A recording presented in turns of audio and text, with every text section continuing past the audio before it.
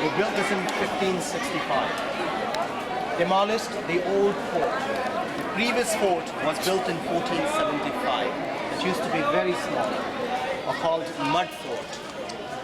He took only 8 years to build few palaces and boundary wall. But then they kept adding some buildings as per their taste and requirement. 3 Mughals, 3rd Akbar, 4th Jahangir, and 5th Shah Jahan. They lived here and they built the palaces as per their choice. So on an average, the entire fort took more than 95 years to finish. It is mile and a half in semicircular shape, surrounded by the double walls, inner and outer.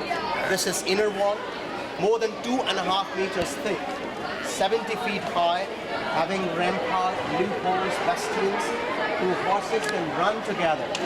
So they were patrolling on top of these walls. Outer wall is 30 feet low. In between, there is dry moat. And according to the books, they kept the wild animals there.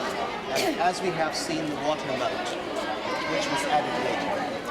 They built the palaces on top of the mount. You can compare this with any castle in Europe, but you will always find it larger than the castles in Europe. Much bigger. This was a fort cum palace.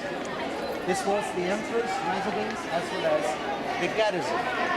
He kept the army within the fort.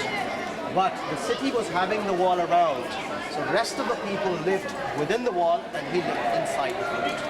So everything was going outside of our fort, but they had offices with it.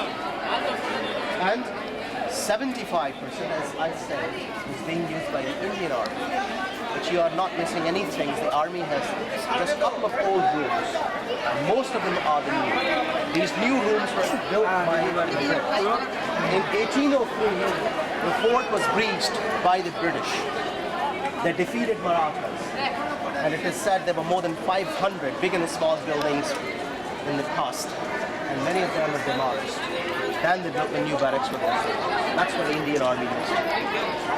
The part which we notice, we are visiting, that is original, we have restored. The fort has 3 main gateways. The very first entrance is called Mercy. The other one that faces Delhi called Delhi Gate. And third is very important, it's Water Gate. The fort was built on the bank of the river.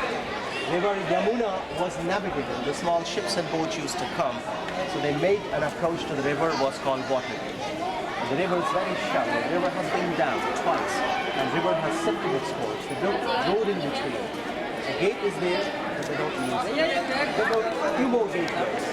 On top of that entrance, they built a little room called Naubat Khana, which means a music gallery, where the musicians used to sit, or the drummers used to sit, the beaten drums on the arrival or departure of the ensign. And this was covered with the ceramic tile. These tiles were made in Kassan. Kassan is a city in Iran. So brought all the way from there. And later the art was introduced to the north of India. The fort was vandalized a number of times.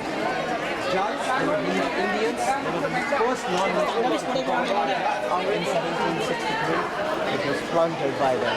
Then Marathas, another race of Indians, were plundered. And then in 1857, when we had Sepoy revolt, or the Indian mutiny, the fort was seized by the Indian soldiers. The troops were living here, they vandalized. Whatever valuable was there, just they took it away. Then again in 1905, the fort was restored by Lord Philip. It was already restored by the British. But then in 1986, this was declared delisted. And today, we have constant presence. So it is more than 400 years old. Is it clear? Any questions? Okay.